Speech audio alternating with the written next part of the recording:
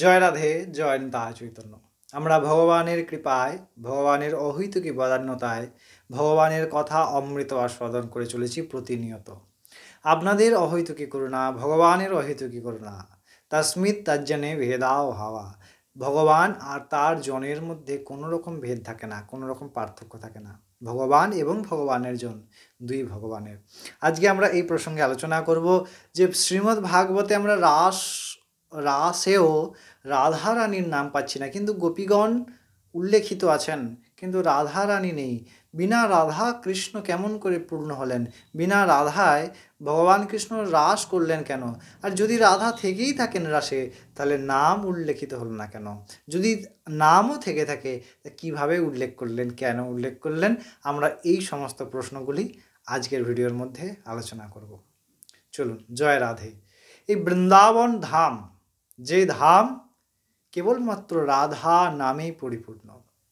বৃন্দাবন, যেখানে অনন্ত ব্রহ্মাণ্ডের মালিক ভগবান কৃষ্ণ, যিনিও জয় রাধে ধ্বনি, রাধে রাধে এই ধ্বনির দ্বারা তার সমস্ত প্রকার কার্য সিদ্ধি করতে পারেন, তার সমস্ত প্রকার কার্য তিনি করতে পারেন, করতে সমর্থ হন। এই ব্রজে ভগবান রাধারানীর নাম ছাড়া কোনো প্রকার কাজ করতে পারেন না, এমনকি তার কোনো প্রকার ঐশ্বর্য প্রকাশ করেন নাই কোনোদিন। আমরা যদি বৃন্দাবন লীলা দেখি, তো সেই লীলায় আমরা ভগবানকে কোনোদিন তার সুদর্শন ধরে বৃন্দাবনে শাসন করতে দেখিনি। কারণ এই বৃন্দাবন ধাম হলো মাধুর্যের ধাম।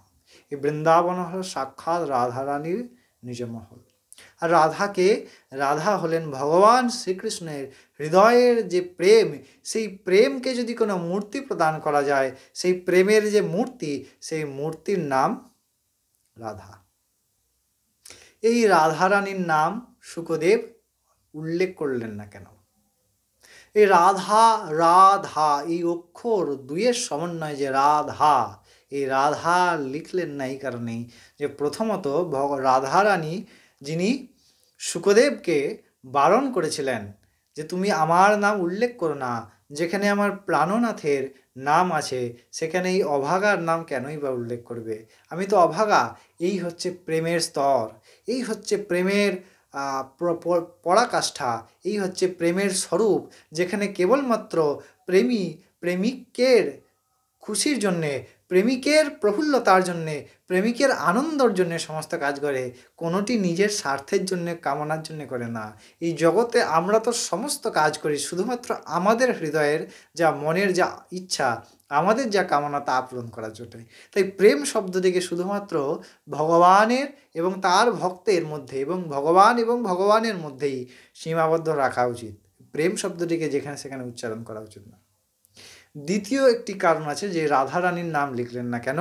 না, রাধারানীর নাম যদি লিখতেন, শুকদেব আর ভাগবত লিখতে পারতেন না, রাধা নামে বিভোর হতেন। তাই এই রাধা নামের শব্দটিকে, রাধা এই শব্দটিকে ঘুরিয়ে শুকদেব গোস্বামী আরাধিকা, ভগবান কৃষ্ণের প্রিয় সখী বা প্রিয় আরাধিকা, এইভাবে উল্লেখ করলেন। বিনা রাধায় কিন্তু রাস সম্পূর্ণ হয় না। রাধারানীর শক্তির দ্বারাই ভগবান কৃষ্ণ শক্তিমান। রাধা কৃপায় কৃষ্ণ তার ঐশ্বরিক শক্তি প্রভাব করতে পারে। ভগবান রাধারানীর কৃপায় তার সমস্ত সৃষ্টি সঞ্চালন করে, তার সমস্ত কার্য সিদ্ধি হয় কেবলমাত্র রাধা নামে। আমরাও এই রাধা নামে মাতোয়ারা হই, আমরাও এই রাধা নামে জয়ধ্বনি দিই, জয় রাধে বলে সমস্ত জায়গায় যাই, যেখানে যাই সেখানে আমাদের বিজয় নিশ্চিত। এবং জয় রাধে একবার যদি কেউ বলেন, তাহলে এই জগতে যত প্রকার পাপ, সমস্ত পাপে সিদ্ধহস্ত হলেও তিনি কোনোদিন নরক গমন করবেন না। তাই আমরা সবাই আবার পরের দিন দেখা হবে পরের ভিডিওতে। ততক্ষণ জয় রাধে, জয় নিতাই চৈতন্য।